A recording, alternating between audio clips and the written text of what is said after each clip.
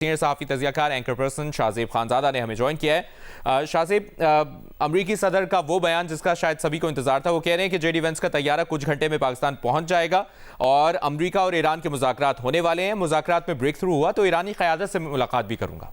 जी मुबशिर, ज़ाहिर ट्रंप की तो ख्वाहिश है कि ये मुज़ाकरात हो जाए, मगर वो मुसलसल खुद ही डीरेल कर देते हैं। जब वो स्ट्रेट ऑफ हॉर्मुज़ खुलने के बाद ये ऐलान कर देते हैं कि जो नेवल ब्लॉकेड है वो ईरान के लिए रहेगा।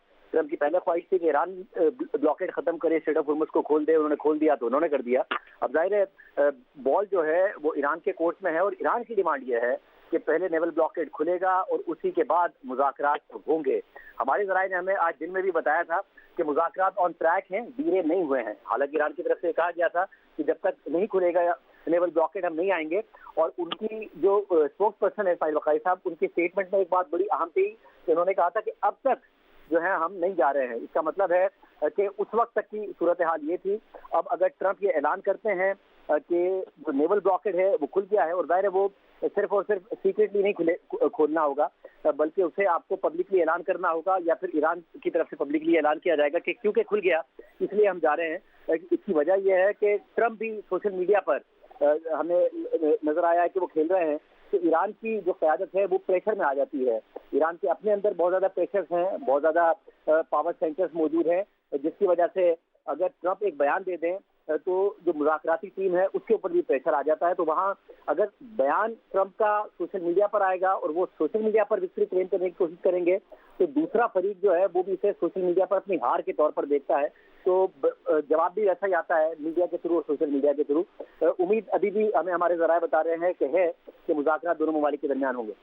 और जो ये कह रहे हैं कि मुज़ाकरात में ब्रेक थ्रू हुआ तो ईरानी क़यादत से मुलाकात भी करूंगा, इस पर भी आपका कमेंट। और ये भी एक दिलचस्प बयान है अमरीकी सदर डोनाल्ड ट्रंप का कि मुज़ाकरात हो रहे हैं, कोई खेल नहीं हो रहा। फाइनली वो भी मान गए।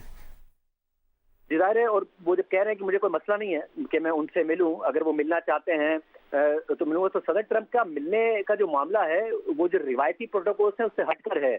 वो नॉर्थ कोरिया जाकर जो जोन था उसमें नॉर्थ कोरिया के सरबराह जो है उनसे भी मिल चुके हैं, वरना ये कोई आसान नहीं था किसी दूसरे सरबराह मुमलिकत के लिए अमेरिका में कि वो ये करता। वो प्यूटन के हवाले से कोई भी बयान दे देते हैं, फिर प्यूटन को बुलाकर उनसे मुलाकात भी कर लेते हैं, उन्हें भरपूर प्रोटोकॉल भी दे देते हैं। किसी और सरबराह के लिए ये इतना मुमकिन ना होता। सदर ट्रंप जो रिवायती डिप्लोमेसी है उससे हटकर चलते हैं, मगर मसला ये है कि वो ज़्यादातर डिप्लोमेसी सोशल मीडिया के जरिए करते हैं, जिसमें की वजह से जो रिवायती डिप्लोमेसी है वो भी मुतासिर हो जाती है और जो अमन की उम्मीदें हैं वो पैदा होकर अक्सर दम तोड़ने लगती हैं। फिर दरमियान में सालिसों को और ज़्यादा मेहनत और कोशिश करनी पड़ती है, जो कि पाकिस्तान कर रहा है। से और दूसरी जानिब एक तरफ ऐसे बयानात दे रहे हैं अमरीकी सदर, और फिर जब अमरीकी सेंटकॉम ने जो आज वीडियो जारी की है उस पर तर्जुमान का एक रद्द-ए-अमल भी आया है। ईरानी जहाज़ पर अमरीकी हमले और कब्जे में लेने की वीडियो भी हमने आपसे थोड़ी देर पहले दिखाई है। ईरानी मुसल्लह अफ़वाज के तर्जुमान कह रहे हैं कि ईरानी बहरी जहाज़ के खिलाफ अमरीकी जारियत के बाद ईरान अमरीका का मुकाबला करने के लिए तैयार है। और एक तरफ ये सब चल रहा है, दूसरी तरफ मुज़ाकरात की बात हो रही है, तो ये सब मुज़ाकरात में खलल भी डाल सकती चीज़।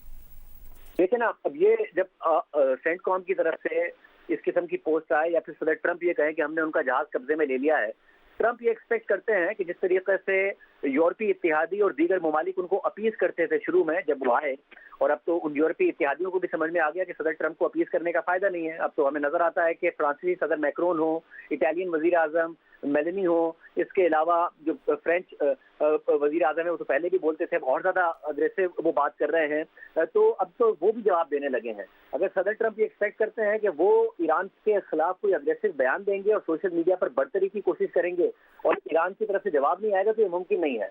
क्योंकि जहां ट्रंप अपने वोटर सपोर्टर को दिखाने की कोशिश करते हैं कि मैं बड़ा मजबूत हूँ, वहां पर ईरानी क़यादत को भी दिखाना पड़ता है ईरान के अंदर कि हम भी बड़े मजबूत हैं, हम कमजोर नहीं पड़ गए हैं और हम ट्रंप को अपील नहीं करने की कोशिश कर रहे हैं। तो फिर ये एक सोशल मीडिया पे दोनों ममालिक के दरमियान मुकाबला शुरू हो जाता है। अगर सदर ट्रंप या सेंटकॉम बयान देगा ईरानी नेवी के खिलाफ तो वहां से भी बयान आएगा, एक्शन होगा तो जवाबी एक्शन भी कहीं ना कहीं नजर आएगा। जाहिर है अब मिलिट्री ताकत तो अमेरिका की ज्यादा बड़ी है, मगर ईरान ने अभी तक ये इस तरह मुकाबला जरूर किया है कि अगर सदर ट्रंप टोटल विक्ट्री चाहते थे जो वो क्लेम करते हैं तो वो उन्हें नहीं मिल पाई। शाहज़ेब, यही बात आपसे अब दोबारा मिल बैठ रहे हैं। मुज़ाकरात का दूसरा दौर कितना चैलेंजिंग होगा बतौर सालिस पाकिस्तान के लिए, क्योंकि इस्माइल बक़ाई का भी जो ताज़ा बयान आया उन्होंने कहा कि अमरीकी तजावीज़ गैर संजीदा और मुतालिबात गैर हकीकत पसंदाना है। ईरान से जौहरी मवाद की बैरून मुल्क मुंतकली कभी मुज़ाकरात का हिस्सा नहीं रही। वही डेडलॉक बरकरार।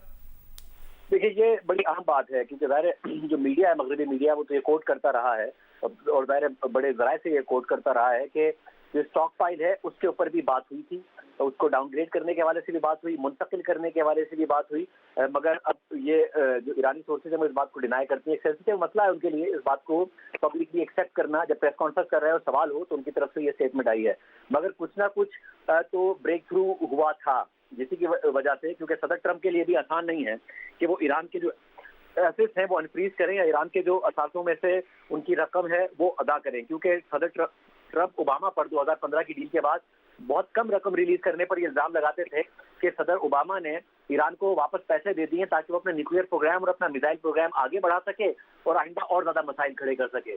तो सदर ट्रंप जब ओबामा पर ये इल्जाम बार बार लगाते रहे तो खुद किसी डील के तहत ईरान के असासे अनफ्रीज कर दें और फिर ये कैसे क्लेम करेंगे कि ईरान ने गारंटी दे दी है कि अब वो अपनी मिलिट्री ताकत में दोबारा नहीं इजाफा करेगा। तो सदर ट्रंप के लिए भी बड़ा मुश्किल है अपनी पास की पोजीशन से हटना, ईरानी क़यादत के लिए भी बहुत मुश्किल है एनरिचमेंट के हवाले से कॉम्प्रोमाइज करना। तो पब्लिकली दोनों नहीं मानेंगे, मगर देखते प्राइवेटली जरूर ये बात सामने आ रही है कि दोनों ही गिव एंड टेक कर रहे थे। अगर ये सोशल मीडिया पे ना लड़ाई शुरू करते और सोशल मीडिया पर एक दूसरे के खिलाफ ना बयान देते जो कि सदर ट्रंप ने शुरू किए हैं, तो प्राइवेटली गुफ्तगू में बात आगे बढ़ी थी। ब्रेकडाउन नहीं हुआ था, ब्रेक थ्रू भी नहीं हुआ था, मगर जाहिर है मामला आगे जरूर बढ़ रहे थे। बहुत बहुत शुक्रिया आपका। शाहज़ेब खानज़ादा हमारे साथ मौजूद थे, शहजाद इकबाल हमारे साथ मौजूद थे।